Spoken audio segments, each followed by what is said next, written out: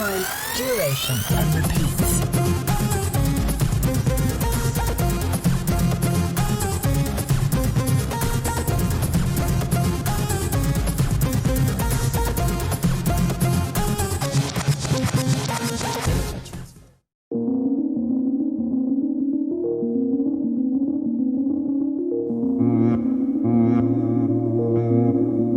Bonjour, bienvenue à toutes et à tous. Aujourd'hui, on va faire un petit focus sur le mercato anglais. Tout près de s'engager avec Manchester United, Bruno Fernandes détient peut-être la clé qui manque pour débloquer plusieurs dossiers importants de ce mercato européen. Le joueur du Sporting, qui devrait coûter environ 70 millions d'euros, pourrait entraîner un véritable jeu de domino avec des conséquences pour le Real Madrid. Vous trouvez le mercato estival plutôt calme, particulièrement en Angleterre. Les prochains jours pourraient tout changer. Le marché des transferts se ferme le 8 août en outre-Manche à la veille de la reprise de la Premier League. Et certains cadors n'ont pas encore entamé leurs ou presque. C'est le cas d'Arsenal qui n'a pour l'heure officiellement enrôlé qu'un joueur en prêt, Dani Ceballos, et un autre prêt à Saint-Etienne cette saison, William Saliba. Tottenham a certes fait 3 recrues, Tanguy Ndombele, Ken NTT et Jack Clark, ce dernier restant prêté à Leeds. Seul Rodri et le gardien remplaçant Angelino ont débarqué à Manchester City, tandis que Liverpool n'a enregistré que 2 petites jeunes avec Elliott et Sepp van der Beek. Que dire de Manchester United qui, malgré des besoins affolants après une saison ratée, n'a enrôlé que les très sculptés Aaron Wan-Bissaka et Daniel Dems. Le transfert bloqué de Bruno Fernandes à Manchester United. Cette situation en bloque d'autres, notamment du côté du Real Madrid. Zinedine Zidane y attend Paul Pogba, lequel semble pour l'heure bloqué du côté des Red Devils, mais tout pourrait très vite bouger. La clé semble être portugaise. D'après les médias anglais, la signature de Bruno Fernandes au club mancunien ne serait plus qu'une question d'heure. Après plusieurs semaines de négociations, le milieu offensif du Sporting, qui sort d'une saison canon, 32 buts et 18 passes décisives, devrait coûter environ 70 millions d'euros à Manchester United. Dépenser c'est bien, mais avec de l'argent c'est mieux. D'autant que 2 gros dossiers sont aussi sur la tablette et potentiellement très avancés. Les possibles transferts d'Harry Maguire et Serge Milinkovic-Savic, avec des sommes évoquées de près de 90 millions d'euros pour le défenseur de Leicester et entre 75 et 80 millions d'euros pour le milieu de terrain serbe de la Lazio. Faisons les comptes et arrondissons le total environ à 240 millions d'euros d'enveloppe globale. Il va falloir donc faire rentrer de l'argent. Outre Romelu Lukaku proche de l'Inter mais aussi de la Juve, plusieurs les plus susceptibles d'en rapporter dans l'effectif actuel de Manchester United se nomment Paul Pogba. Cela tombe bien, le Real le veut. Les transferts de Fernandes, Maguire, voire Milinkovic-Savic pourrait donc accélérer la vente du champion du monde qui avait un temps évoqué pour un retour à la Juve. D'autant que côté espagnol, les dernières sorties du club en pré-saison, notamment cette claque, cette 3 contre l'Atlético, ont montré qu'il y avait encore beaucoup de choses à changer dans cette équipe. Mais les Red Devils réclameraient 200 millions d'euros. Le Real est moins pressé pour acheter. Le mercato s'achève le 2 septembre en Liga, mais Manchester a besoin d'argent et Zinedine Zidane de joueurs pour la reprise. Il pourrait se rabattre sur Christian Eriksen, encore un transfert à 3 chiffres ou presque. Mais encore une fois, il faudra vendre. Le club madrilène n'a pour l'instant fait partie que des seconds couteaux.